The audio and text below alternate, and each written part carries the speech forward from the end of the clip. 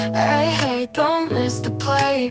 Flurry Sports will save your day. Cracking jokes with sports insight. Zach and Jake, they get it right. Fuck yeah.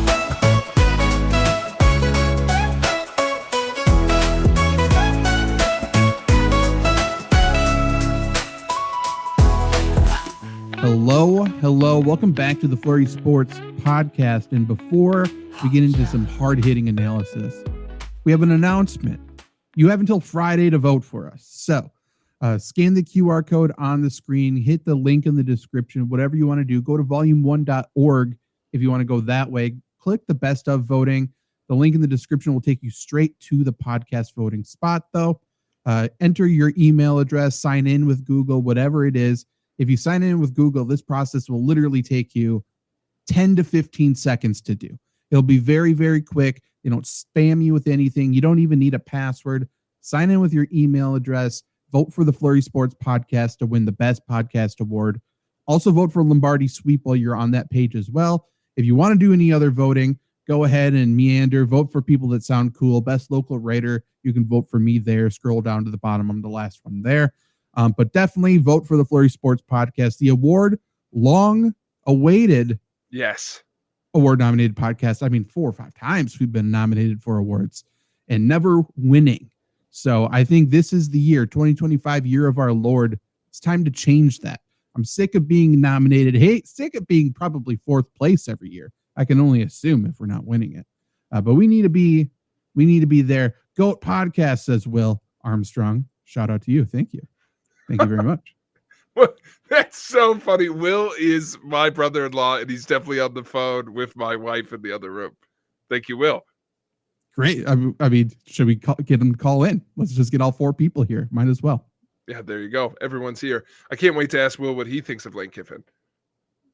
I love Lane Kiffin, by the way. But let's jump right into that. Let's talk about college football then.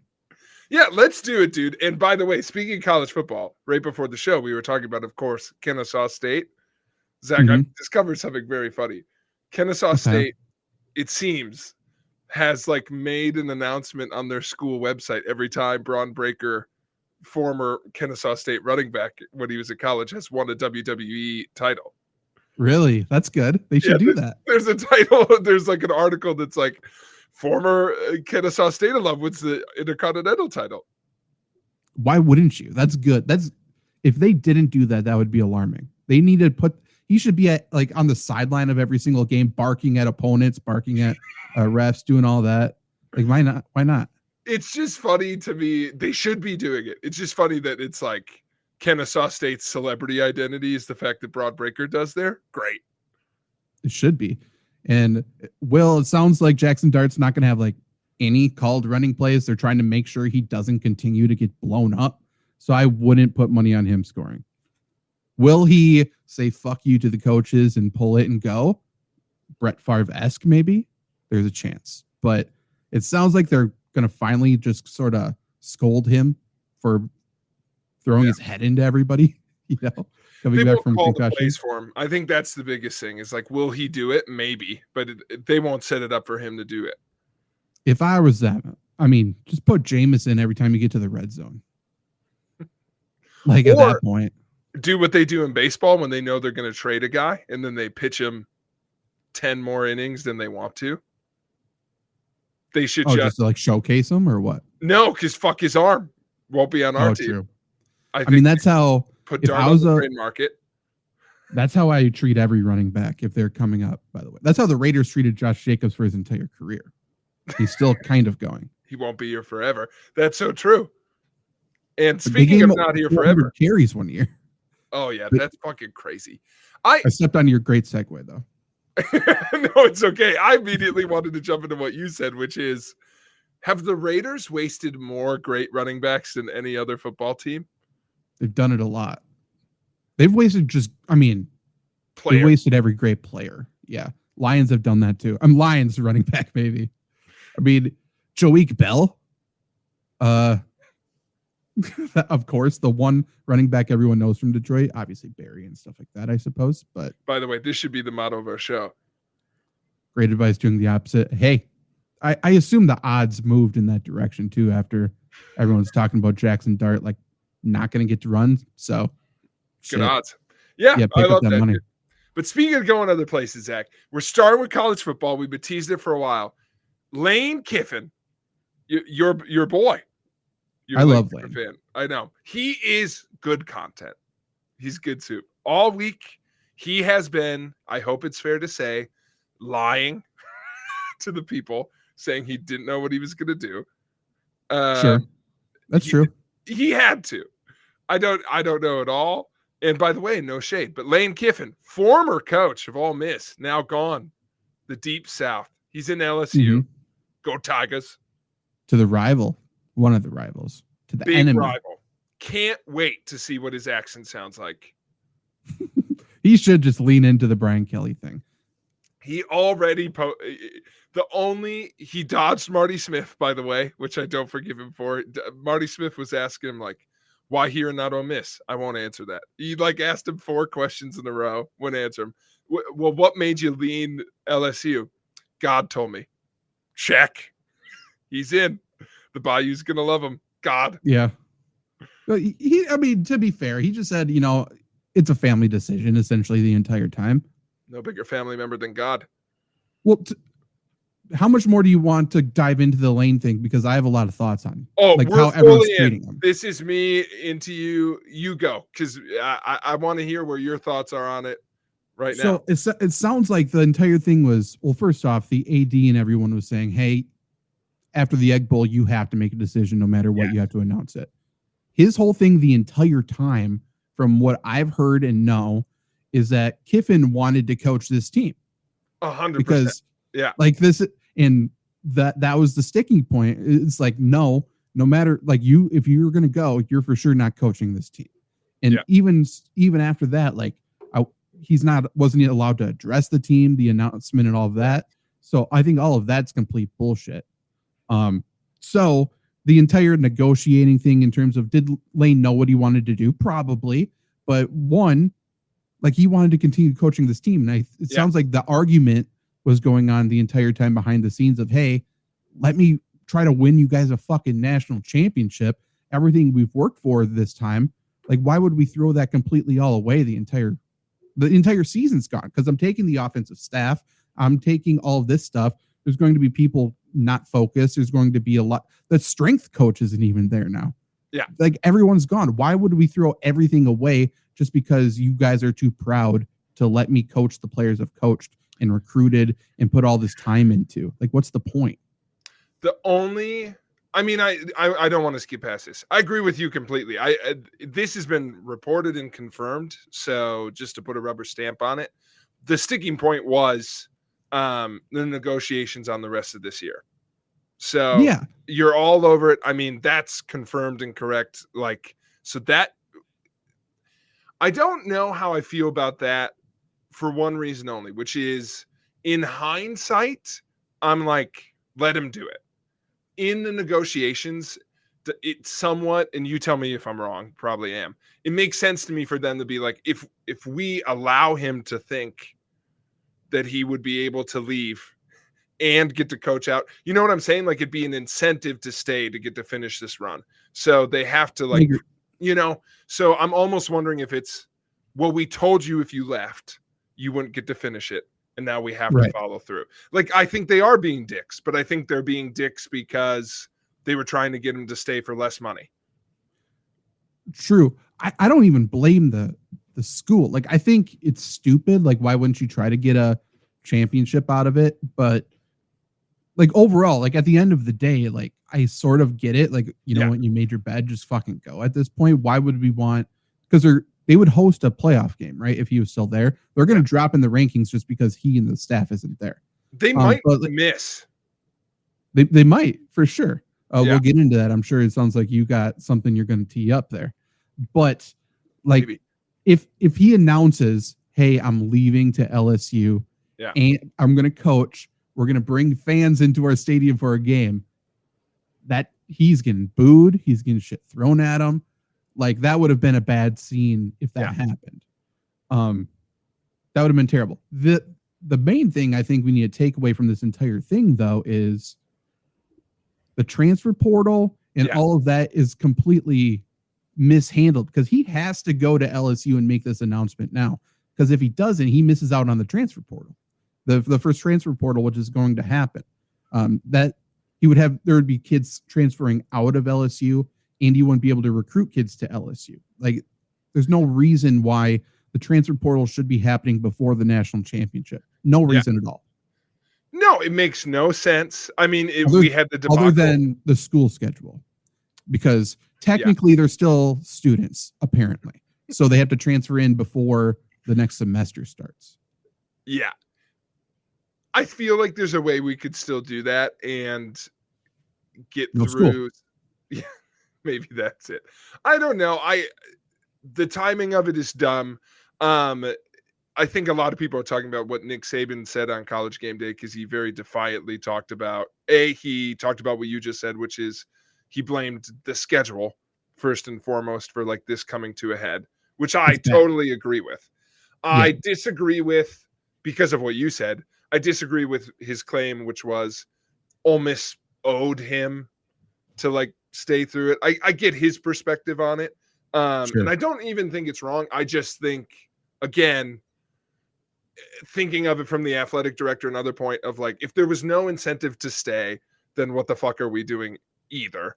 I also think would have matched money for whatever it's worth. I don't think it was money. Yeah. And by the way, I think my biggest like you're going to LSU is just that it hasn't worked recently. Like, I don't know, is it really going to be, you're going to be more likely to be successful there than Ole Miss, but he would have a better perspective of that. So I think recruits you get, like even just in Mississippi, which I think worse, I mean, still good athletes, but worse athletes come from Mississippi than Louisiana. But also in Mississippi, you're competing with Mississippi State. In Louisiana, you're not competing with LA Tech. Like, let's be honest. You're not competing, maybe the Raging Cajuns, which remind me later if we need to talk about something related to Cajuns. I got something for next week's show. Maybe I have something. Tune in I'm next cooking week. Something up. Yeah. But I think LSU is one of those pillar programs where, because to be completely honest, if Ole Miss doesn't win a national championship, even over the next decade, if Lane stayed, that's fine. Like, as long as they're competitive, it is what it is. Because this is the most competitive they've ever been. So from Saban, I didn't hear Saban talk, but I assume that's what he's saying. Like, hey, he delivered the most successful era of all time. Why wouldn't you let him finish it out? That makes sense. I get the other opposite side as well. For LSU, they need to be competing next year. And if they don't win a championship or competing very deep in the playoffs the year after that, I think people are going to start to get angry. Like, I think everything is sped up. I think all the pressure is on now. Like, if he goes there and does not win, he's going to get torched. Well, and listen, this is the underlying thing. I don't want to skip past this. Your point on competitiveness in the state is so important, because that's why you go LSU instead of Florida. I didn't want to miss that in there, of like, especially with Miami now. But Florida State's always going to pull some folks. James Madison's really like Jackson State. Yeah. Sorry, I said James Madison. I don't think they're from Florida. I meant Jackson State. They recruit heavy there, of course. Yeah. They recruit heavy. It's just like how New Jersey schools couldn't keep up with Wisconsin's running back recruitment for a while. It's just where we got everybody. Yeah. But moving on to, I had two somewhat funny takeaways. So if you have any more serious things, we could dig back in. But first one, Zach, being to that point, I'm going to kind of hit you with a non sequitur, but I'll tie it back in. All right. Okay. People in the chat, feel free to answer along, play along at home. If you could know the day of your funeral, would you want to know? No, not you at all. Want to. Okay. No. By that logic, I think Lane Kiffin will be pretty disappointed, because he plays in Ole Miss next year. Yeah. Second last game of the season. He's already posted about it, by the way. You try and get ahead of it. It's going to be a tough time. It's going to be a tough time, but they're going to win. LSU will win that game. I hope he lives. It's fair. That's fair. They threw ping pong balls at him last year, or whatever the shit they hit him with. You remember that? He took projectiles Yes, he'll need extra security for sure. He's It's going to not walk going out to be like great. Goldberg. True, true. It's not going to be great.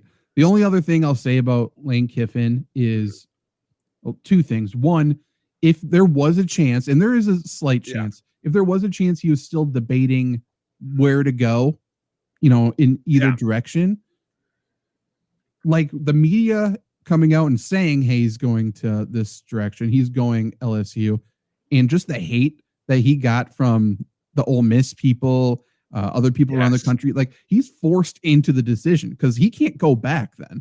It can't be leaked that he might go to this direction, get all the hate, and then go back to the fan base and be like, you know what, never mind.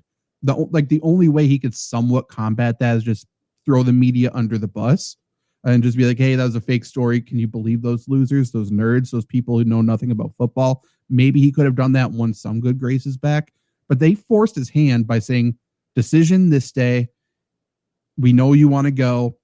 Everyone torch him this entire week. Like it. Yeah. That's stupid. And then two, I think everyone's perspective of Lane Kiffin is his social media. Yeah. And fine, but I think he's professional wrestling. I think he's cutting a promo on there. I think he's two different people. I think on social media, he's completely different. He's recruiting. He's doing all of that, just being this outwardly insane, funny person. I think coaching wise, I think behind the scenes, I think with his family and stuff like that, I think he's completely different. So I think we're all treating him as this one thing. And I don't think he's that. I don't think he's maybe I'm giving this person or these people I'm about to say, maybe I'm doing the Lane Kiffin thing to them. But in my opinion, he's not John Calipari. He's not all these people who are kind of just scumbags. I don't think Lane Kiffin is that. I really don't. I think the only thing I would say is I agree completely. You never hear anything. Kelly. Funny you should mention no murders. That's correct. Allegedly. Listen, there's no heat on him when he's at these places. The only thing I'll say, Lane, my boy, he obviously doesn't give a shit on how he exits a program. True. I think that's true. I'm not saying he should, but this is strike 5. I mean, on heated exits, not all his choice. Oakland. I think in the past it was more his fault than this one. Correct. But it's still fair. It's fair criticism. So that's the only thing. It's like, especially looking back at like the USC exit was pretty bad. What was the really bad one where Tennessee, like as they were handing out allegations of like misuse of funds, like, so, and he's not the only guy who's done that. Some of the names you mentioned, famous for it. Patino, my boy. Everyone would do it if they were given the ability to. Every college coach at this point. Yeah.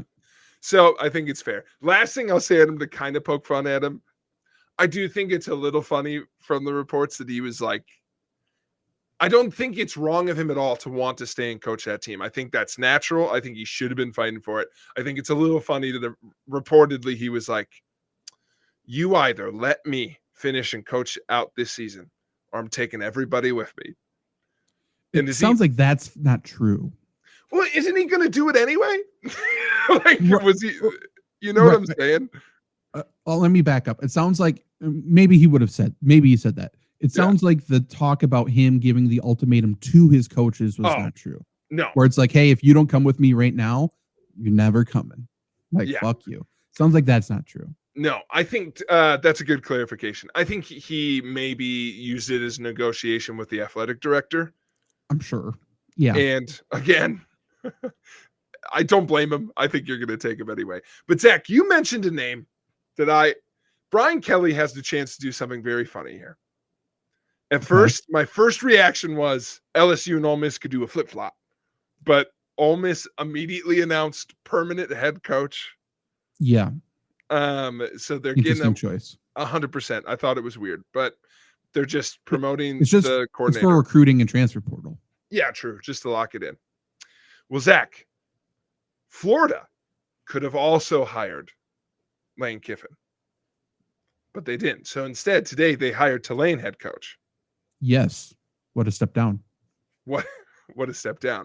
And by the way, it seems like Tulane is going to probably let him coach out the rest of the year. Your Tulane does not matter. Might as well. It might. We'll get to him. But Okay. Zach, Tulane has, I would say, a above average chance of making the college football playoff with a win this coming weekend. Really? Okay. Well, And we'll get to that in a why second. he's there, I guess. If Brian Kelly went to Tulane, he's going to make all of his LSU money anyway. If he went to Tulane, he'd be immediately on a playoff team. I think they'd have to let them in because now Brian Kelly's coaching them. Mm-hmm. True.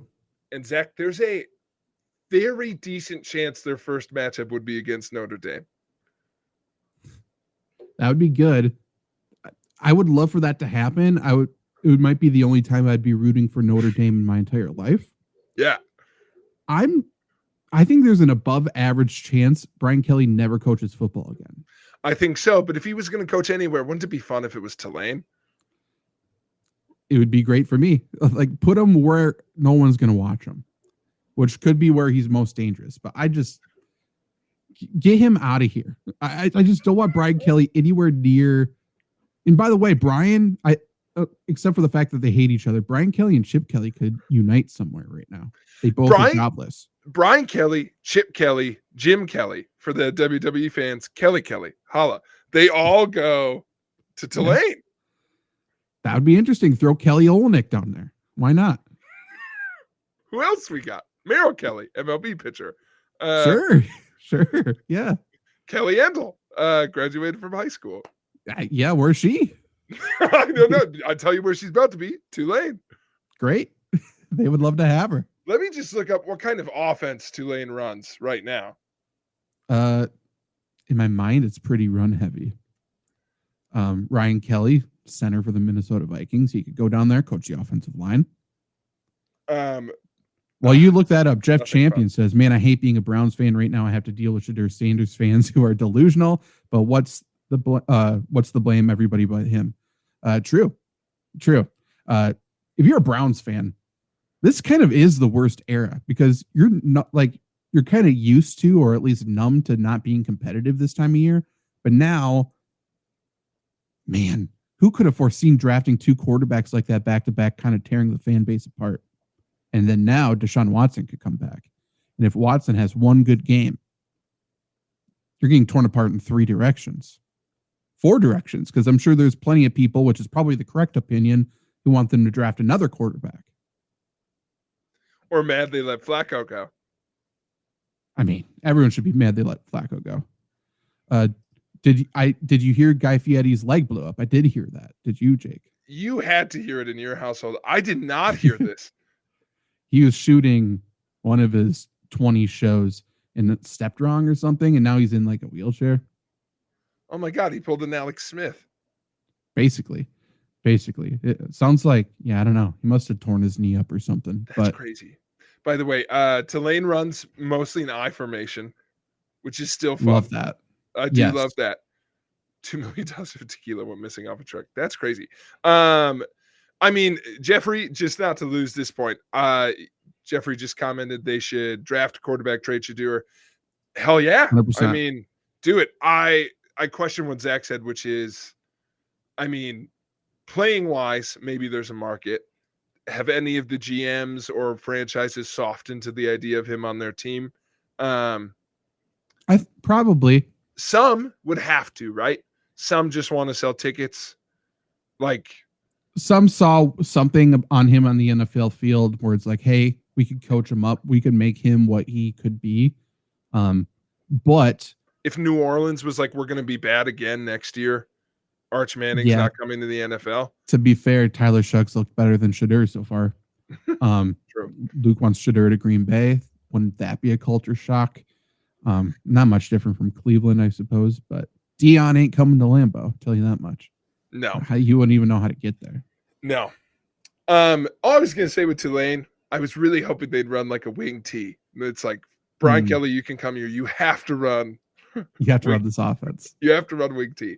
I don't want Brian Kelly coaching football. I agree with you, but I would love the villain joins the most likable team in the world, and he's like, "We're the underdogs." Fuck you, Brian Kelly. Yeah. No, you're not. Even they wouldn't know how to handle it. I'm not sure. Yeah, I I don't know. But Zach, we've teased it enough. I need to blow your mind with what's about to happen in the college football playoff. Yes. So, like, I like college football. I watch college football. This past weekend, I was focused solely on my college football fantasy championship team that scored over 100 points under the projected to lose the championship. So, yep, it was great. World of college football was revolving around me this weekend and not at the looking at the playoff pictures. So I'm kind of clueless. So I'm excited for what you got. All right. So for basics for people, just a reminder, the college football playoff rankings release on Tuesday. So those come out tomorrow after we record the show. So I'm going to be going off the AP rankings, last week's playoff rankings, and then obviously outcomes, different pieces, what we're looking at coming up. But based off of the AP rankings, okay, we've got a lot of stuff locked up. Heading into, Zach, what the committee says is this week doesn't matter. Conference championship week has no impact. Why would it? No, I mean, why would it? Even though Clemson made it over like 3 other teams that should have been in it last year. They had to. It had nothing to do with conference championship, Jake. You know that. Yeah. So the committee has really put themselves in a bind here, Zach, as they often do. But let's get the basics out of the way, okay? The teams that are going to be in the playoff, no matter what. We'll start with some conference championship stuff, just so you know who's playing next weekend at home, okay? Well, let's also, because this has changed a little bit as well. If you win one of the 5 power conferences, that's an automatic bid, correct? If you win, this is important for what's about to happen, Zach. One of the top 5 ranked conference championships, you are an automatic bid. So, for example, if the winner of the MAC or the winner of the AAC is higher ranked than the winner of the ACC, they get the automatic bid, not the ACC. The conferences aren't determined ahead of time. It's just the top 5 ranked conference winners. Now, you may not have the answer to this. No worries. It might be gray on purpose. Is that ranking before or after the conference championship game? Because could they just elevate the ACC 10 spots after the conference championship win and be like, oh, they're higher ranked? Look at that. Could they do that? They absolutely could, but it is the final ranking goes after next week. But they don't they assign the ranking to the winner, not to the conference. So great example. Right. Just to tease it out. That might be what they do tomorrow. The big question will be the ACC championship game, for those who don't know, because I didn't know until I looked into it, is going to be, of course, Zach, take a shot. Who's in the ACC championship game? Well, I would assume one of them. I would assume Miami. Okay. They've been the only one talked about down there. I know Clemson's bad. And Georgia Tech, I think, needed to win this past weekend to get there. Yeah. So who's left? I don't know. Here we go, Zach. I teased a little bit with my caption today, and I promise, Zach, this is what I'm going to explain. Duke is in the ACC championship game because Georgia Tech lost. Okay. They are playing, of course, 17th ranked Virginia for the ACC championship game. Miami, ranked 12th, not in the ACC championship game because of their early losses in the season. They didn't have a path to that championship game. So, great example. Will the committee, who has not ranked Duke all year, rightfully so, suddenly boost Duke into the top 25? The AP did not. Duke is still unranked. And the AP rankings came out today, correct? The AP rankings came out today. I can read those in a second so folks have a picture of where that is. Again, not quite the same as the CFB playoff rankings. But based off of those, Virginia isn't in the top 12, but again, they win the ACC. ACC would, in theory, especially Virginia wins, would for sure get one of those 5 spots.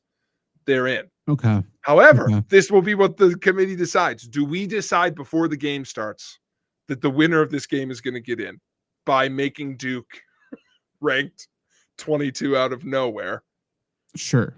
Thereby basically giving us a heads up that, hey, we're letting the ACC in. Even though I bet they don't. Duke and Virginia haven't beat freaking anybody.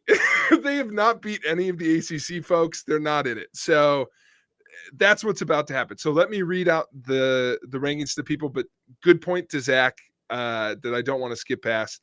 It's the top 5 ranked conference winners who get automatic bids. Unlike last year, this was an immediate rule change after last year. They don't get the top 5 ranked spots.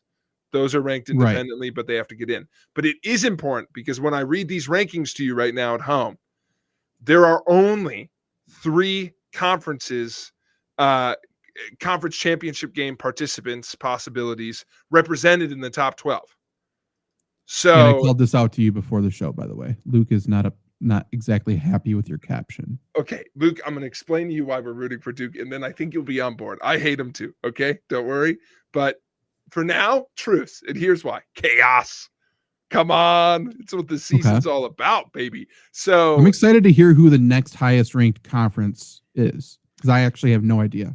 Oh, Zach, this is so for you. I was pumped all day thinking about getting to tell you this. Okay, here's the AP rankings as of today. Ohio State, number 1. Indiana, number 2. Those 2 teams will play each other in the Big Ten championship game this Saturday. Georgia, number 3. They will play Alabama in the Big Ten SEC championship game on Saturday. Okay. Ranked 4 in the AP top 25 because the big news from the week was that Texas A&M lost to Texas. So Texas A&M now has 1 loss. They joined a bunch of teams in that bunch. The AP now has Oregon at number 4. They have Texas Tech at 5. Texas Tech is about to play the Big 12 championship game. They've been the best team in the Big 12 all year. They play BYU. Yep. So they'll be in no matter what. Some people think they'll be I think for sure if they win their championship game, and maybe even without that, they'll be a top 4 team. Sure. Okay. So those are there. Oregon, again, in there too. So Texas Tech. They have Ole Miss at 6 and Texas A&M at 7. Okay. All those teams, except for Indiana and Ohio State, have 1 loss. Ohio State, Indiana, each are undefeated.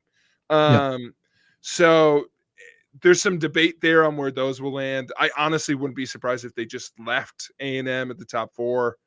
I don't think they're going to suddenly drop them below Ole Miss. That feels weird, but they could. So those are the top 7. Again, seeds 1 through 4 get buys. Seeds 5 through 8 host games, so those are important. They have the 8th ranked team is Oklahoma with 2 losses. Okay. They have the number 9 ranked team, who I have come to hate again after studying these rankings. Notre Dame doesn't have to be in the conference. 100%. So those fuckers get to be in for no reason. They don't play anybody next week. They're just number 9. And Zach, mark this because we're coming back to it. Rank 10, all right, is Alabama. Okay. And they play Georgia, we said. Georgia in the SEC championship game. Currently ranked 11th, according to the AP poll, BYU, who plays Texas Tech. Yep, Go 100%. Cougs. Go Cougs. Ranked 12, your favorite team, the Miami Hurricanes. Okay. Oh, okay. Who are not in their championship. Correct. Ranked 13. Okay. We'll get to it. You're all over it. Ranked 13. I'm going to round out the contenders here through the top 25 because it matters. I'll skip some that have no shot. 13, dropped a spot despite beating Tennessee like a drum, is Vanderbilt, which I think means you're fucked. But so that's tough. Texas jumps up to 14 from 16 for beating Texas A&M. Wonder why. Okay. We will see. I think Texas will probably not be in the playoff, but like, are they just going to be like, God damn? Texas has 3 losses. They have 3 losses. It'd be a shame if another SEC team got a 3rd loss. Had a 3rd loss. They have to make that choice. Below them is Utah. You're screwed. Sorry, Utah. Ranked 16, Virginia. They are in the ACC championship game. Okay. So they're there. 17, 18, USC, Michigan, you're out. Zach, number 19, according to the AP poll, James Madison. Oh, sick. Okay, yeah, they deserve this. Okay. So if James Madison wins their game next week, according to the AP, they will be in. But there's an important. This is what we have to watch in terms of the college football rankings, is the order of these non-Power 5 leaders ranking, because AP has James Madison 19. They have North Texas ranked 20th and Tulane ranked 21st. Those two teams play each other. North Texas and Tulane play each other next week. Last week, the only of those 3 teams that the college football playoff committee had ranked at all was Tulane at 25. They didn't have James Madison ranked. They didn't have. So will they make a decision there, or is that them saying, fuck you, we're bringing the ACC no matter what? So we'll see. Because otherwise what we'll be telling is, a week ago, the AP had North Texas and Tulane ranked above James Madison, basically saying no matter what happens, the winner of that game is going to go. Because again, the Big Ten winner, the SEC winner, and the Big 12 winner, they're all in. Don't have to worry about that. Yeah. The question will be, do you take the ACC, and then for sure one of these 2 conference winners is in, either the winner of, I think, the MAC or the AAC. So do you take James Madison or the winner of North Texas and Tulane?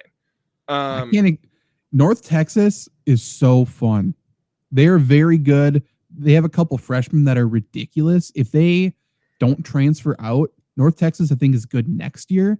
So if we can get them in just to get a little battle tested, I would love this. I would be so excited. Tulane, at the very least, has been higher ranked this whole time. I think if everything goes chalk, because North Texas will have to beat Tulane, it would be, if they were only going to take one, they would take North Texas. Here's the thing. And then other teams that don't matter behind them, including Navy, who could also have a right to like be in it, but they're ranked below everybody else, so they won't be. Okay. Here's, if I get a committee vote, I haven't been told I do. Haven't been invited to any meeting so far, never know. But if we're saying, hey, we need the ACC in there, it's not Virginia and Duke. We know that. Yeah. In my opinion. So let's just hope for Duke wins. Let's get them both out. And then fucking just keep Miami. I hate Miami, but keep them in. So we still have ACC representation with that. And then I'm taking the next highest ranked conference winner. And either JMU or North Texas would be, or Tulane, I suppose. All of them are great. That's the best scenario here. Because then you still get ACC representation, but then you get the smaller school, which is the whole point of this playoffs. That's the whole point. We don't give a shit about the Power Fives. We want to see a smaller school someday go on a run. That's what this whole thing's about. Yeah. That's the whole reason we're doing it. I couldn't agree more. And I love it so much because the part we haven't even talked about, Zach, is Miami is fucked. They're so fucked. That's the telltale side of all this. Because I told you earlier, keep an eye on number 10 Alabama. Because here's the deal, Zach. As I just pointed out, talk through, let's bring it to its natural conclusion. Okay. 2 conferences, no matter what, no matter which 2 of the 3 they are, 2 conference winners who are given automatic bids are not in the top 12, which means the 11 and 12 seed, if the season ended today, are fricked. They're not going to make it. The top 10 are going to make it, and then those 2 conference winners are going to get the 11 and 12 spot. So let's say the season ended today, it would be seeds 1 through 10, like I talked about. So Alabama would be 10, and BYU would be out, Miami would be out, and instead would be Virginia, let's say the highest ranked ACC team, and James Madison. So 11 and 12 seeds are fricked in this format, and they will James be fricked Madison no matter would still who be it is. the 5th highest ranked conference winner. Yeah, 100%. It's or Tulane, but one of those two is for sure going to make it. It's not a question if one of those two conferences is going to get in. It's an outside chance both of those conference winners could get in. We could have a world where the ACC isn't represented at all, besides maybe Miami, but their champion isn't represented. And instead, the 5 conferences represented are the Power 5, as I like to call them, the MAC, the AAC, the Big 10, the SEC, and the Big 12. Because this is the scenario that needs to happen. And Luke, this is where I try and buy you back in. Everybody, they can't rank Duke above those teams. Duke is not a better team. If Duke beats Virginia, Virginia hasn't beat anyone. They're not a power win. They shouldn't just take their spot. If Duke beats them, that means we should get James Madison in either North Texas or Tulane, the winner of that game. That would be our 12 and 11. Okay. So that's just the automatic bid side of it. So if Virginia wins, they're in. That's for sure going to be a thing that happens. But how many losses does Miami have? 2. So I don't know if they're necessarily screwed. Well, the thing is they'd have to pass someone, Zach. So my question to you is, who's out? And this is where it gets fun. Because do you take out Alabama for losing to Georgia? Because they'll have 3 losses. I think there's 3 contenders for this, okay? You take out Alabama for having a 3rd loss. You take out what I would say is the right pick. Notre Dame has 2 losses. Do you know who one of those 2 losses is to? It's someone bad. I know. It was super early. I remember this. Oh, sorry. Who was it? Let me flip this. No, I did say this right. One of their 2 losses is to fucking Miami. Oh, you're right. Miami's going to miss. They're below, and they've been below this whole time. They're below a team they beat. Okay, great. This is very college football. I love it. Why do we play the games? Why do we do this? Notre Dame doesn't have to be in a conference. They lost to someone who's in a Power 5 conference. They're going to get to be in.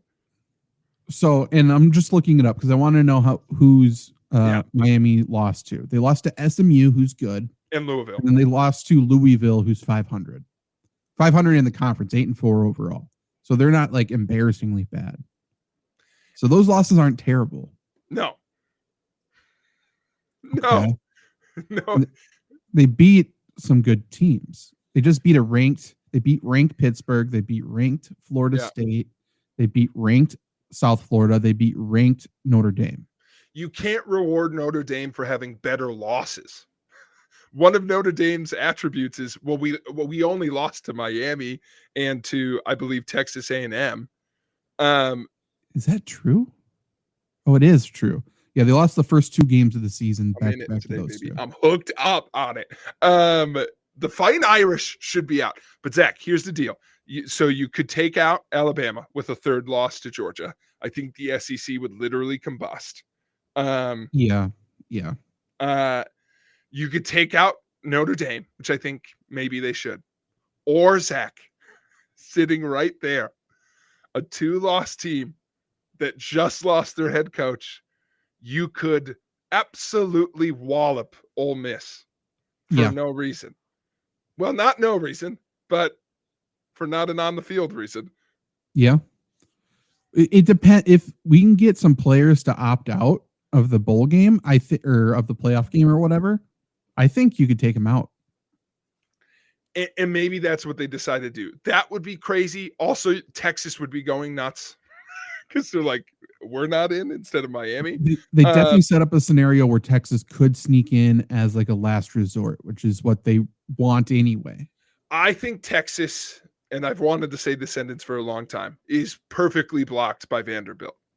I think the issue with Texas is what excuse would they have to jump a 2-loss SEC Vanderbilt team? Like, Vanderbilt's not, I've heard people talk about Vanderbilt today like they're Virginia. They're literally in the SEC. Like they're there. They have 2 losses. Their schedule isn't as impressive as some of those other ones, for sure. But come on, Oklahoma's in it.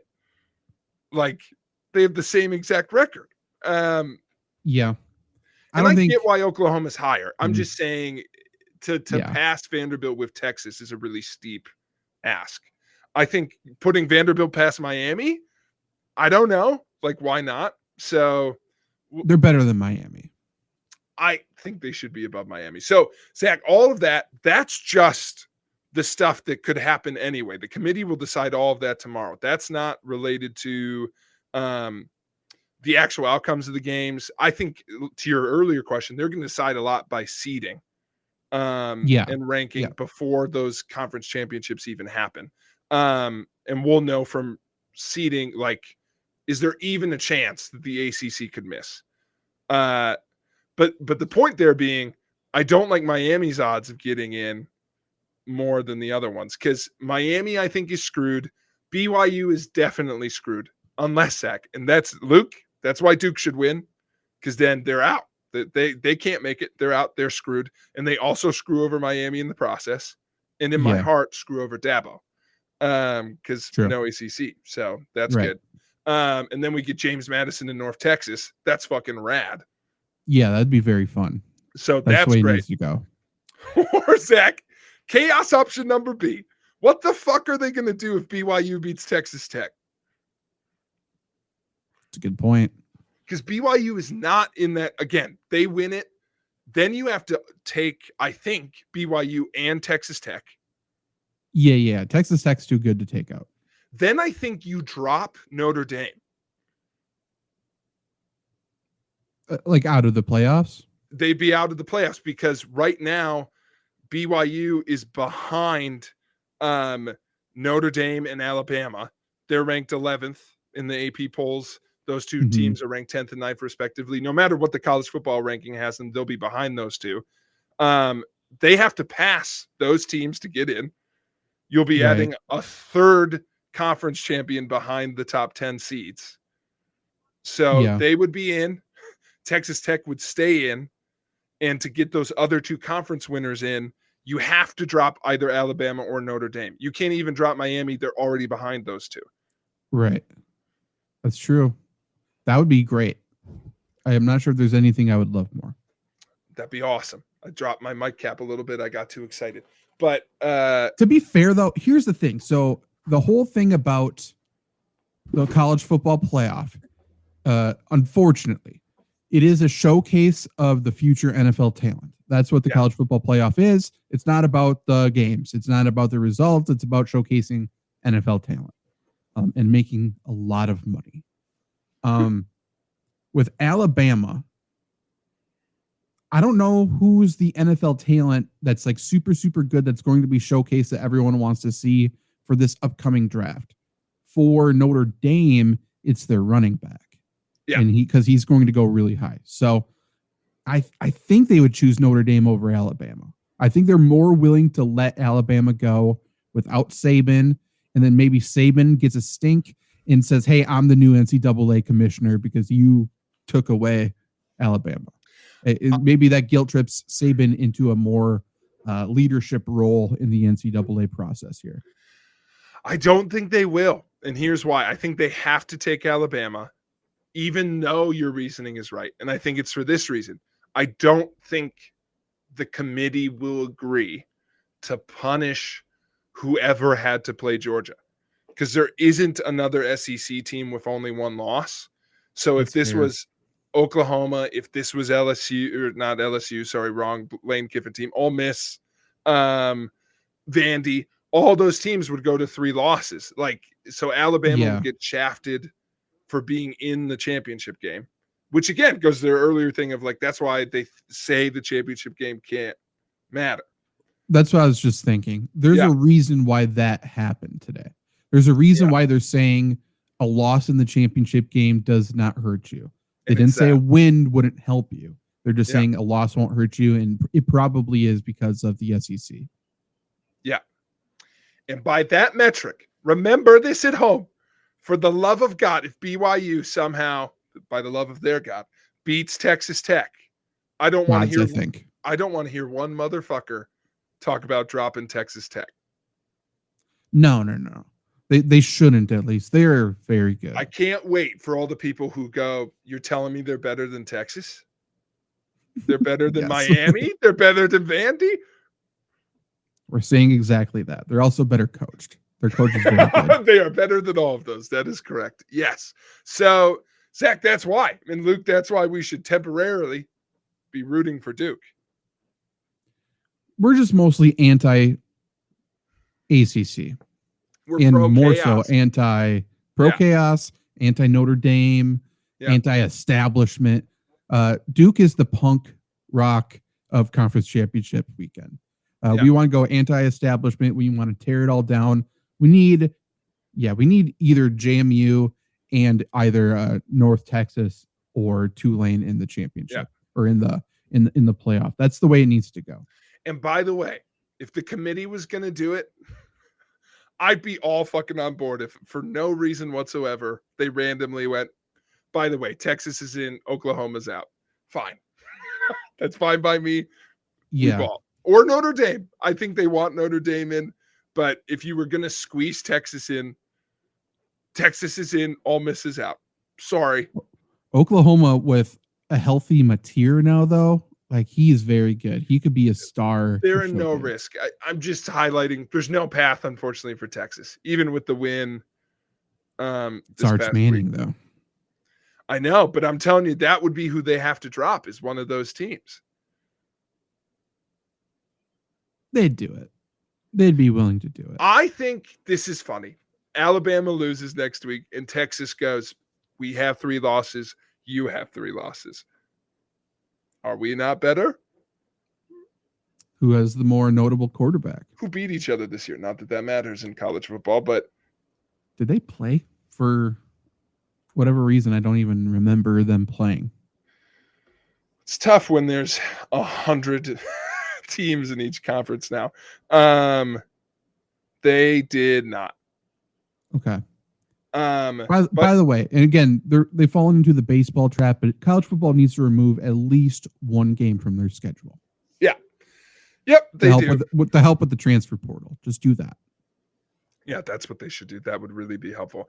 Yeah. By the way, that's what's going to get the ACC in trouble. ACC soaked up all these schools, and now that's where I say the committee fucked themselves. They thought by ranking Miami, and weirdly, this whole time, if you've been following along in the background, they had 3 backup plans. They're like, Miami is going to make the ACC championship game. That's great. They've been over-ranking Clemson this whole year, hoping they'd somehow sneak back in. Mm-hmm. Then they were like, oh, shoot, Clemson's going to miss. Let's overrank Georgia Tech. Hope they somehow sneak in. They lost a weird tiebreaker, so they're out. And then before 2 weeks ago, Virginia was unranked.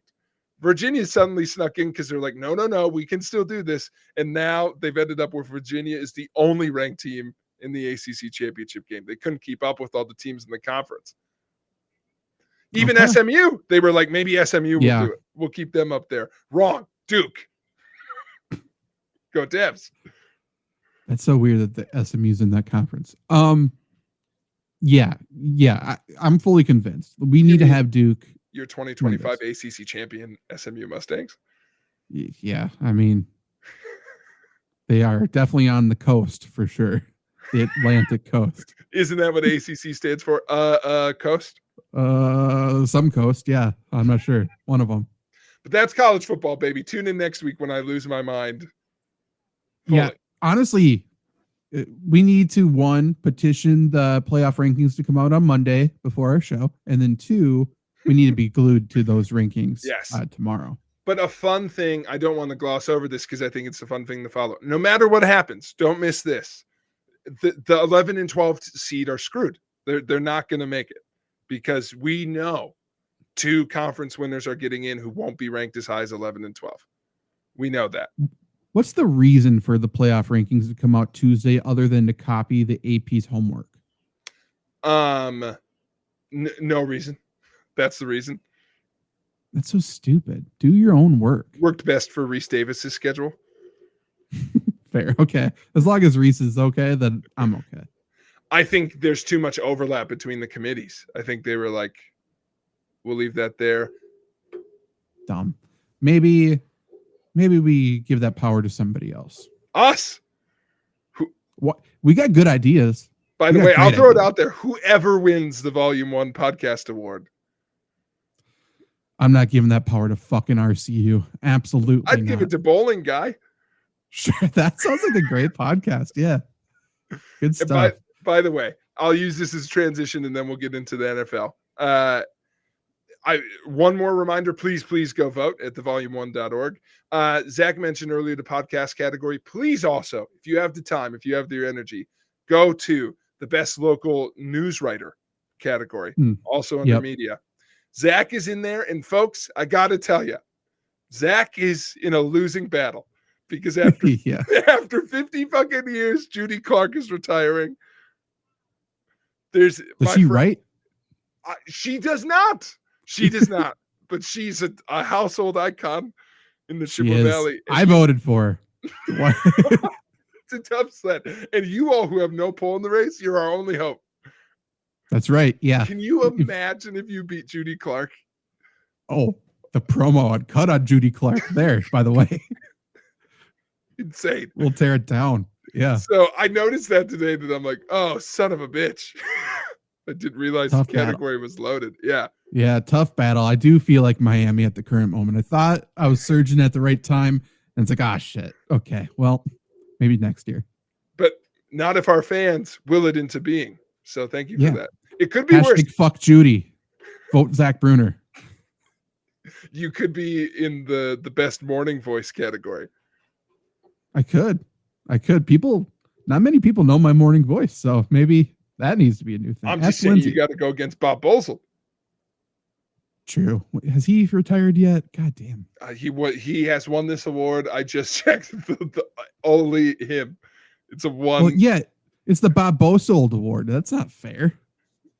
Give me one crack at the apple. He still calls me Skippy because of the time my legs were broken. Come on, Bob. How easy would it be for me to create an AI bot that's just a voice changer to give me Bob Bosold's voice for this podcast? Is that what we need to do to win every single category? I don't know. We could definitely be nominated in it. Go for it. So I want to give that plug though, because I did think it was funny. I noticed today that Judy was in there. She does not write. I mean, she might write her scripts, but is she for folks who don't know? Bullshit. You can put this, send this to WEAU. Judy Clark doesn't write a fucking script. She's got a ghostwriter. She doesn't do jack shit. Okay. There's no chance. Love you, Judy. Do great work. Congrats on your, how many years was it? It's like 45, 50. 45, 50. I won't even guess you're that old. Congratulations. My dad knew the year she started. Of course. Everyone does. He's like 72. He's just like, you mean you don't know? Yeah. So it's a big deal. Shout out Lindy Clark, friend of the show. Nah. I wanted to see how strong that reaction was going to be. Speaking of meh reactions, Zach, we have some coaches that I think are receiving meh reactions right now in the NFL. Well, you know what, Jake? We may have to just postpone that to next week. We may have to just do our headlines. We got to do our headlines. Let's do our headlines and let's get the fuck out of here. Yeah, I love it. Yeah, we'll give the coaches one more week to earn their keep or to bury themselves a little bit further. But every single week we do, we name our top 2 headlines for the NFL week. We keep track of them every single week. So at the end of the year, we'll be able to look back and remember the time that Justin Fields cried in his closet. We'll remember the time where Jamar Chase lied to America, lied to everybody. But this week, weird week. I think maybe because of Thanksgiving, distracting people. Maybe because of college football playoff rivalry week, definitely distracting people. I feel like it was a quiet overall NFL week. So I feel like the takeaways were maybe not as strong. But I'm interested to see what you have. my main takeaway from at least the 3 Thanksgiving games, and I don't think it should be indicative of the entire week, but the refs dictated the result of all 3 of those games. Yeah. All 3. It was kind of ridiculous. Like the refs were feasting is kind of the headline there. Like it was pretty insane. It like to the point where Matt LaFleur after the game, 30 seconds after the game, talks about like, yeah, man, I fucking worked them. You know, like everyone was in on, wow, these refs were absolutely terrible. They were big calls or big non-calls that, like I said, dictated the actual result of the game, which is something we can't have. We can't do that. I kind of liked it. No, can you imagine? As a Packer fan, sure, but like, no. Man, that happened with the Colts as well. Like, the refs need to figure it. It's every year, it's every week, but this week in particular, it's like, come on, man. I think what I've noticed from the officiating, especially in those 3 games, but I feel like pervasively this season over the last couple, I feel like someone's got to get it through the NFL ref's head. You making a call in the attempt to not impact the game also impacts the game. I think they lean towards the team that's already winning. They lean towards a team that is like, well, this would impact the game if I call this, so I'm not gonna do it. That you making a choice to not impact the game when you should is impactful. Yeah. And they have an ear to New York or wherever the whatever the refs on call or whatever. They're talking to them the entire time. So if they miss something big, they know it. I think the NFL needs to adopt the hockey mentality where the NHL makes very clear and transparent makeup calls. Why not do that? Like, we got this wrong. We understand that. I'm just going to turn around and penalize this team for nothing, essentially. I think that's fair, to be completely honest. They should. Also, it would get rid of, I feel like the NFL forgets that this is a rule, that's something they can control. The fact that we don't have all the time review, even though we definitely could, but every touchdown is automatically reviewed, means that anytime it's close, the refs call touchdown. And I would love to have the metrics to be able to do a deep dive. It happened in the Packer game. It weirdly happened in the Michigan-Ohio State game in college, even though they have all the time review. I feel like it's just trickled down where they're like, if it's close, touchdown, because that's the NFL mentality. It happened in the Cincinnati game where they call touchdown. They're like, it's close. I don't know. Then they go to review. Guess what? It's still fucking close. Yeah. And you have to stick with what you called on the field. Yeah, prove us wrong. Make us take points off the board. But it's like, it's the mentality of like, well, I have to call the touchdown. They're calling a touchdown because it's close. Because they're like, well, I want it to review. But default of more points. It, of course, punishes the defense. That can't happen. They got to have automatic review within the red zone or automatic review or no review. Pick one. 100%. It's the same thing. It's why baseball is going to automatic umpires. If I can see the strike zone, then the ref should too. If it's the same reason actually why the NFL was one of the first sports to go to instant replay, automatic review, because everyone at home could tell it was a fucking catch. Right. Everyone but the refs have a good look on the play, which is insane. And they get it right most of the time, but it's those nuances where it's like the refs are doing what they're told, which is close call, touchdown. They get in and then are also doing what they're told, which is, or at least that has to be taught, which is if it's a touchdown call and you're reviewing it, the previous call's got to go out the window. Yeah. Like that would at least make sense, because it's like you just called it because it's close. You can't give a lean to the fact you wanted to look at it. But like in this specific situation. By the way, the Packers touchdown was a touchdown. There's a lot of shit in the game. He got that foot down, baby. Hell yeah. Yeah, that was a touchdown. I think it was still iffy. Close. I don't know. Yeah, for sure. Timeout obviously was ridiculous. But for the Ravens, like they had that big touchdown to Zay Flowers when the game was close, and then they called it offensive pass interference. In that scenario, if they are, which I think is wrong, I think they would have told them it was wrong. If the Ravens are then put in a position where they have to punt that drive, you do a makeup call to make sure they continue the drive and have like a makeup, sequence there. That's what you do. Like give them an extra set of downs. If they go 4 and out again or 3 and out again, then whatever, fine. But if then they continue to turn the drive around and score, that's the way it should be. They shouldn't be penalized for the play where you fucked up.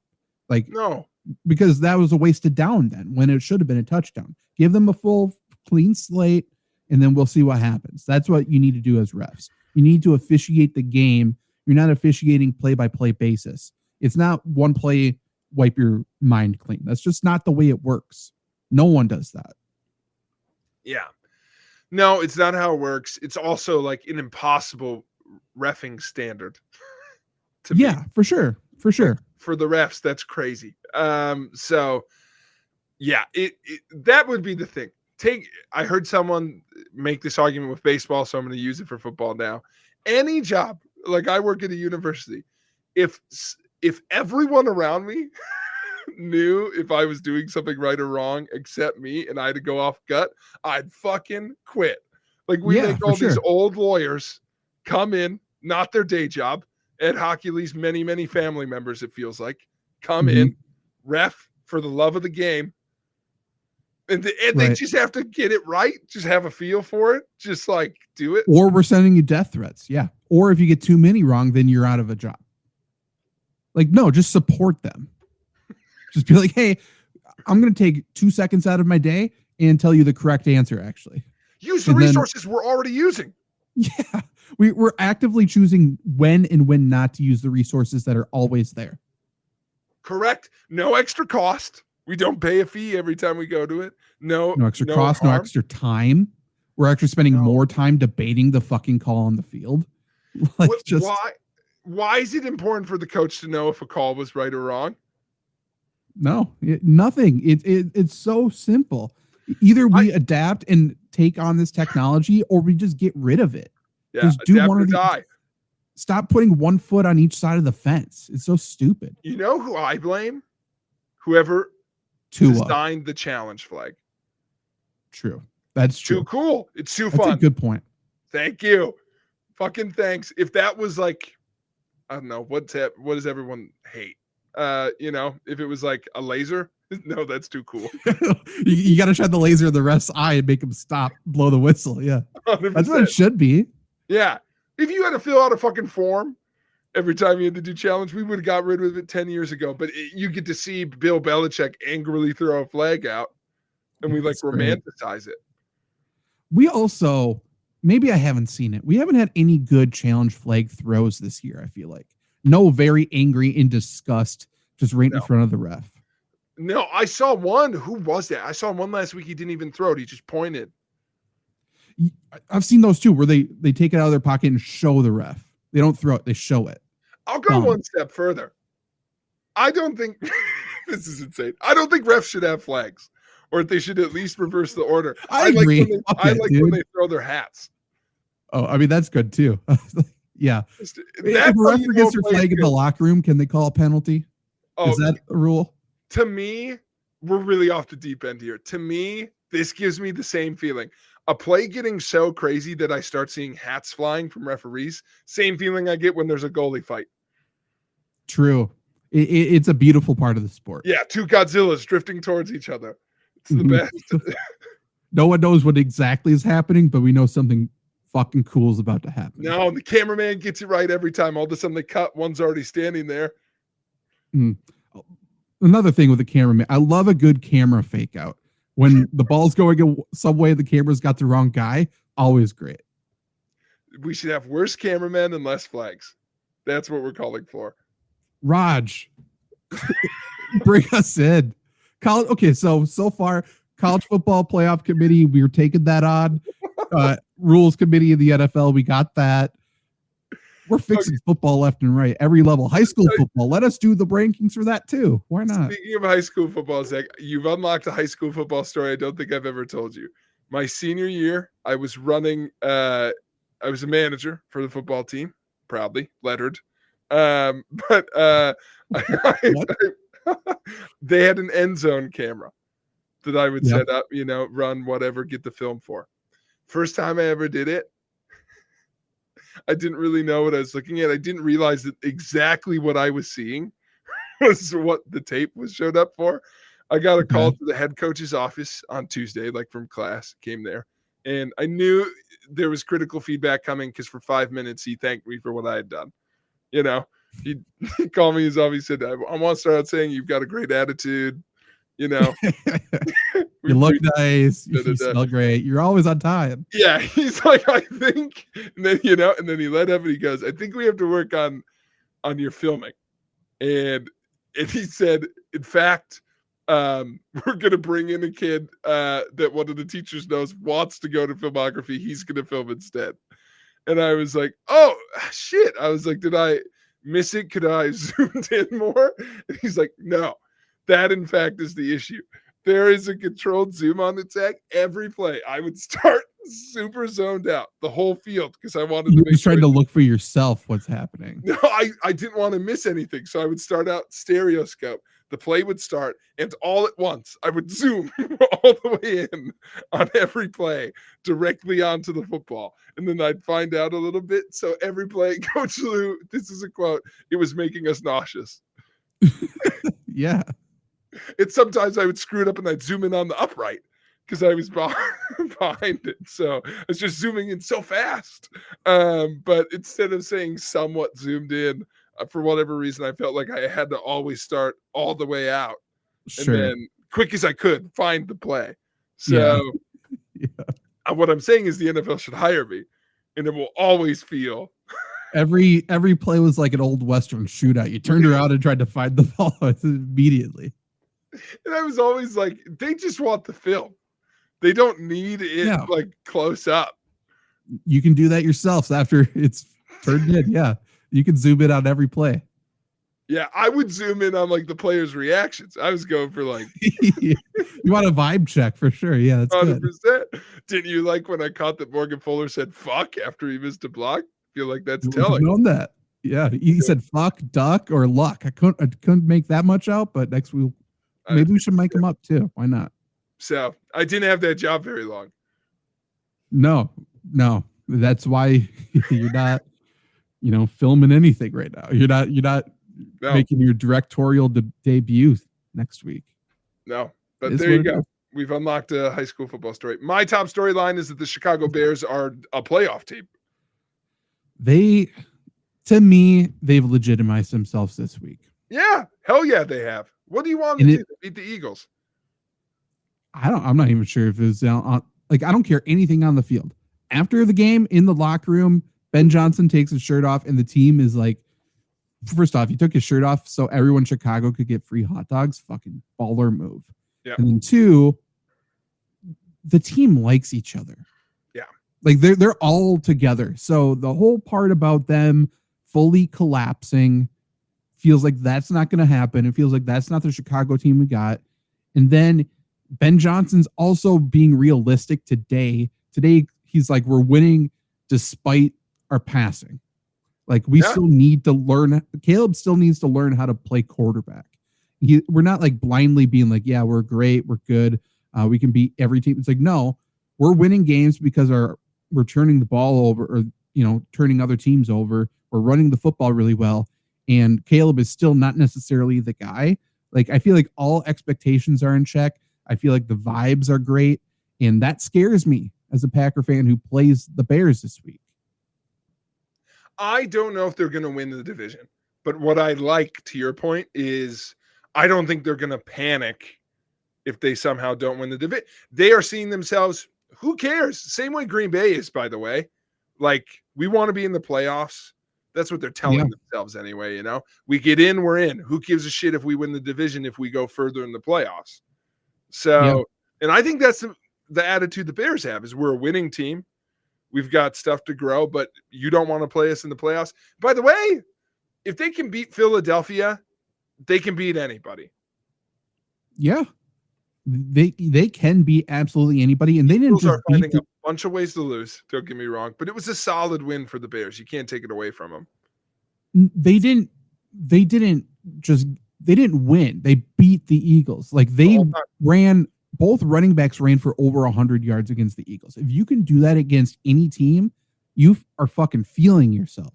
Like, it wasn't one guy who had like big run and finished the day with 100 yards. Like they methodically beat the shit out of the Eagles defensive front, and they came away healthy. Like at that point, if you can run the ball against people this time of year, you're feeling like you can win the Super Bowl. And the Bears should be treated as such. Do I think they will win the Super Bowl? No. But who do they not have a chance against? Because they don't have to pass against the Broncos. They can run the ball against them. They can beat anybody right now. Yeah. I thought it was a great game for them. I feel like it is definitely a storyline to watch the rest of the time. I feel like it kind of defined their season. I thought that was really cool. And if they beat the Packers this week, I mean, people are going to go bananas in the Bears fan base, as they should. Yeah. Because this is still that looming thing. Like now we have to play the Packers, right? Could they lose to the Pack? If they lose to the Packers, I think they're still confident they'll make the playoffs, and it's still different. Things are still different under Ben Johnson, but they're still not there. Even just losing one game to the Packers, they're still not a Super Bowl team at that point, is what I think the fan base will feel like. Yeah. We're still a year away. If they beat the Packers this week, all it's now 100%. Yeah. We sped up the rebuild process. We're here to play. Here we go. What over under would you set on penalty yards in that Bears Packers game? It's going to be a lot. It's going to be real chippy. Yes. I'd say at least one guy gets ejected. I put that over under at 1.5. Yeah. Yeah. I think that's going to happen for sure. I'd say penalty yards, what, 350? 350. That would be a lot. I think both teams could hit close to 100. Yeah. But like, there's going to be hands to the face penalties aplenty. There will be a lot of shit in the trenches. There'll be stupid tripping calls, which I still think is one of the worst penalties in sports. Yeah. No chop blocks this year, by the way. No, we're not calling that at all. No one's even not that I'm seeing them. Like, I think they got rid of chop blocks, which I don't like. Chop blocks are great. Cookie. Got to watch out. Yeah. Hey, what better way to block a guy than to go low and high at the same time? Like, it's like one of the greatest things of all time. That's what we should be doing. Yeah. Have you ever squatted behind somebody to have your friend push them? Like, that's the same thing. It does feel like that's probably the rule that's outlined the most. Like, you're not letting us play football. Bingo. That's what needs to come back. But I do agree. Bears are here. Bears legitimize. I feel like that's the headline this week. The other team that I feel like also kind of did that. Yours and mine, Carolina Panthers. My second storyline, I was going to bake them in with one other team, which is the NFC wild card wide open. And I was going to talk about Carolina beat the Rams. They're fucking awesome. I love the Panthers. Yeah. Who can the Panthers not beat? They can lose or beat ourselves anybody. Panther City. And we're talking about this football team. Yeah. They did it differently this week too, by the way. And also, I think Bryce Young has the most game-winning drives of like someone his age or something, which is very wild because I feel like we're still all unanimously out on him. Correct. But they're also not just pounding the rock because Rico Dowdle didn't do anything this week. No, Chuba Hubbard had 17 carries for 83 yards, which is like good, but not catch. Like astronomical. Yeah. They're throwing the ball. They're playing good defense. And they turned Stafford had a bad Stafford game, as he does every once in a while. Obviously, the defensive touchdown was it. But hey, you beat the Rams. The Rams, I think a lot of people were calling the best team in the NFL. I don't think that necessarily changes anything about the Rams, but I think you have to legitimize the Panthers right now. And if the Panthers sneak into the playoffs, there isn't a single team that wants to play them. I mean, this week, I didn't realize how good a game Bryce Young had. Like like his passer rating was 147, especially keeping in mind like his top receiver was Jalen Coker. Like Tate McMillan had one huge catch, but 143-yard catch. Like he was slinging it around. That's awesome. That's cool to see. He's had a couple games like that this year. He's had a couple like huge. Outlier big ones. They listen, keep your quarterbacks alive and maybe they'll develop. Isn't that crazy? Run the goddamn ball. And maybe bench him for Andy Dalton 1 week and see what happens. Because ever since then, he's a different player. Yeah, isn't that true? This is what we'll do. You think we won't? We're Carolina. We'll be bad forever. That is an interesting thing.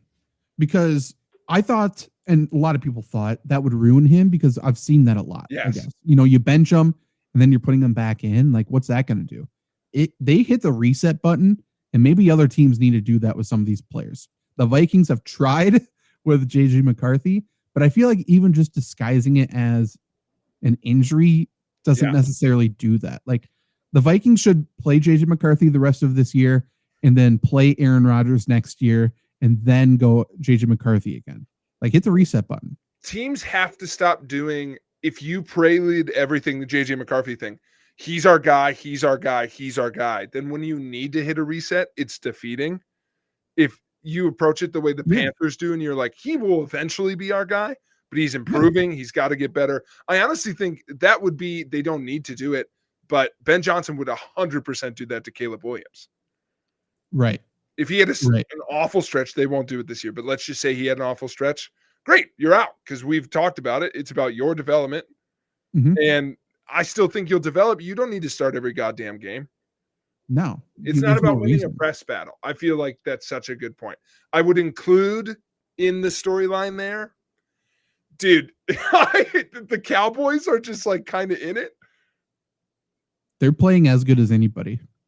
And I mean, tough week for the Chiefs. It was kind of a must win for both.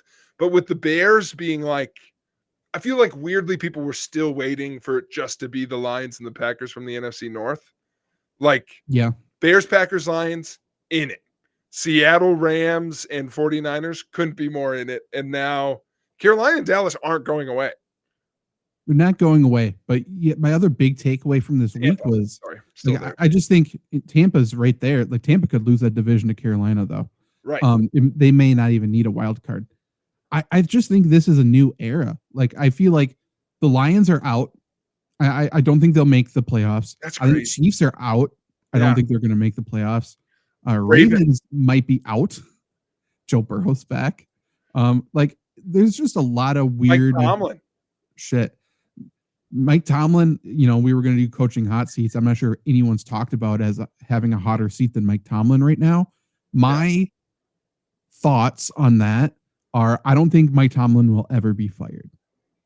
If he leaves, he leaves. He has one more year after this year. Even Steelers insiders are thinking they might mutually part ways after next year. But, I mean, man, like, I don't know. It's just a weird one playoff spot. Yeah. Almost guaranteed because of the way the South is playing. Right. South, anyone could take that at this point. Yeah. But those teams are they're beating up each other too much to have too many wins. That's what the Chiefs are hoping for, by the way. Yeah, but that's what I'm saying. The Chiefs maybe will still sneak in there. Two of the AFC North teams getting in feels like almost impossible now after this last week. Yeah. Especially Ravens after needed the to way keep winning. the Steelers looked. Yeah, Steelers aren't it. I don't understand it. I first off love Aaron Rodgers and Aaron Rodgers through to the end. He's not the issue He there. must tell his teams, please don't give me receiving weapons. Please don't do it. I don't want them. Like, that has to be the only reason. Like, why did the Packers refuse to do so? And then why did the Steelers refuse to do so? It doesn't make sense. Is he like, unless I've worked with him, like if he likes a guy, vets a guy, I don't know. It's crazy. He's been begging. We're obviously teasing a little bit. He's been begging for receiving threats. It's wild that they don't give him any. The Steelers, by the way, they actively decided, let's make the receiving core worse when we traded for DK and traded away Pickens. No one in their right mind believed Pickens is better than, or DK is better than Pickens. No one. You didn't have to do both. You could have kept both. Could you imagine? Steelers would be comfortably playoffs right now. Why would they do that? Why would they trade away Pickens when they're adding Metcalf? unless Pickens requested the trade and there was no salvaging it. Why is but you know what would have salvaged it at that point? Right. Because in my mind, I think I have the timeline correct. I think they traded for DK. Everyone freaked out how they got both of them on the team. Yeah. What a great number 2, whichever one's the number 2. Then they traded away Pickens, and then they signed Rodgers. I think Rodgers was last. You know what would have been a really good way to salvage the relationship with George Pickens? Signing Aaron Rodgers. Because that was the whole thing. Yeah. Yeah, you're so right. Man, and also, if you want to think that, like, adding receivers is so tough or whatever, I'd like to remind people that Cooper Kupp's fucking balling in Seattle.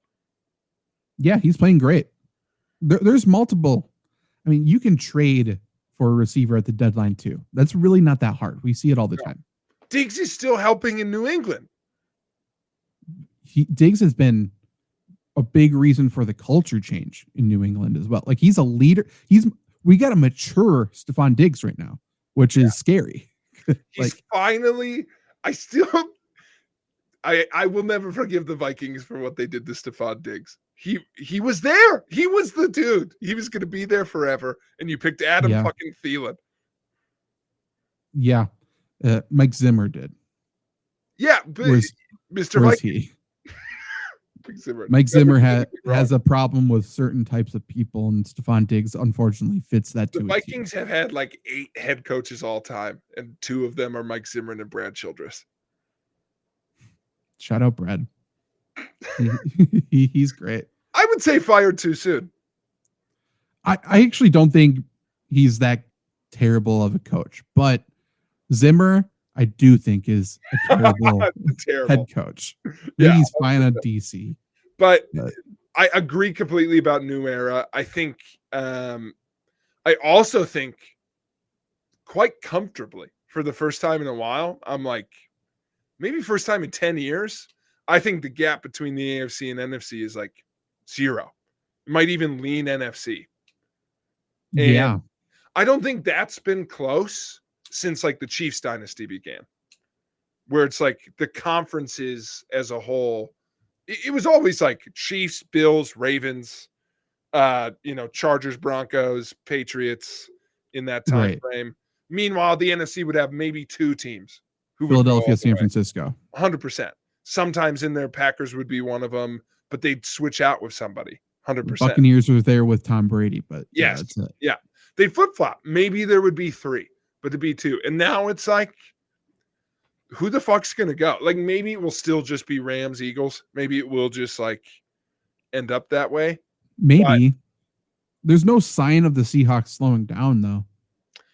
That's the team I don't want to play, man. They're just a team that could whop you. Them and the Rams are the 2 teams I don't really want a piece of. This week, I understand they played the Vikings, but this week, I'm terrified of the Seahawks that they did that with Jackson Smith and Jigba doing nothing. Yeah. Like, he was the offense before. The fact that they did that without him doing anything, that's what should scare people. Because now, if they put it all together, they could be the best team in the league.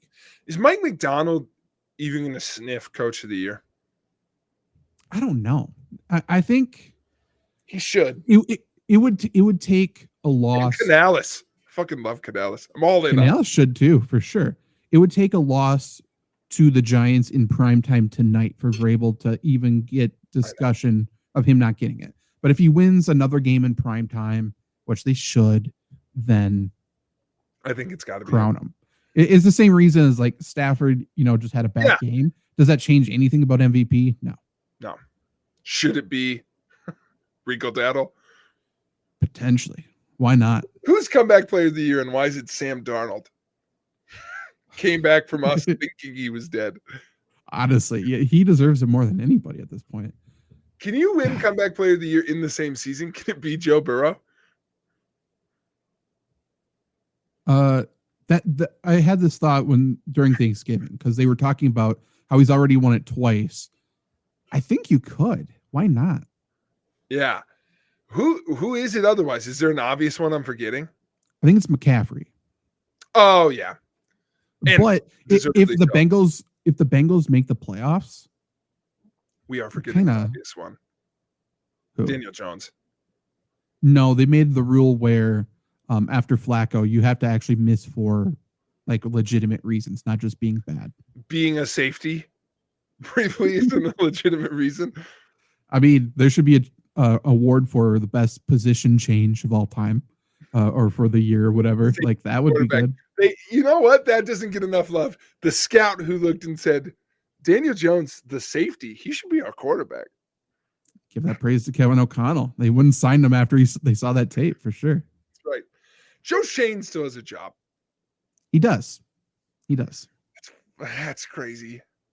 I thought that one time I remixed the Arthur theme song was going to be the nail in his coffin. He's still here. He's not just still here. He's going to make it through a coaching change. How and why? No reason. It's just because of the Brian Burns trade. I heard one of my favorite expressions in sports. I don't hear it that often. I heard someone say, "Is Pat Morris asleep at the wheel?" Someone being asleep at the wheel is it's always a good phrase. So let's end with solidifying our two headlines. We got the Bears are the real deal. Number two, what are we saying? How do we phrase it? New era. It does feel like Panther City. Panther City. Is it? I mean, especially NFC. AFC, maybe it's not. I don't know. I think it could be because, listen, every week that passes, we are inching closer to no Baltimore, no Kansas City. Yeah. No Mike Tomlin. I think it's new blood all the way around. Some of it's still there. Don't get me wrong. The Bills and the Rams and the Eagles, but like I think it's new blood in the teams to beat. Yeah. So I'm going to say new blood atop the league. Which also means, watch this in future headlines. Bills don't win, frauds. This has to be the year. Oh, for sure. If they really continue to stumble down the stretch, McDermott's gone. This is, every time I think of it, I'm like, this is the Elijah Wan year. You will regret this if you don't win it. Like, this is Jordan plays baseball. It feels that way. Yeah, because the Chiefs or whatever aren't there, and the Eagles, I guess. And he won't play Lamar or Mahomes, maybe. That's so true. That's so true. Yeah, they need to go. They'll get to the Super Bowl and play Caleb Williams and the Bears. Yeah, at that point, it's like, fuck, dude, tear it down. Trade Josh Allen. 100%. Sick of this. It's crazy. Yeah. Like, what do we do? So we're like there. Like, it's like, who knows who will still sneak in, but it's like, if those heavy hitters miss, the Bills are like, suddenly Sean McDermott's on the clock. I always do that. Is that his name? No, you got it. Yeah. Yes. Sean Casey. That's who I always almost say.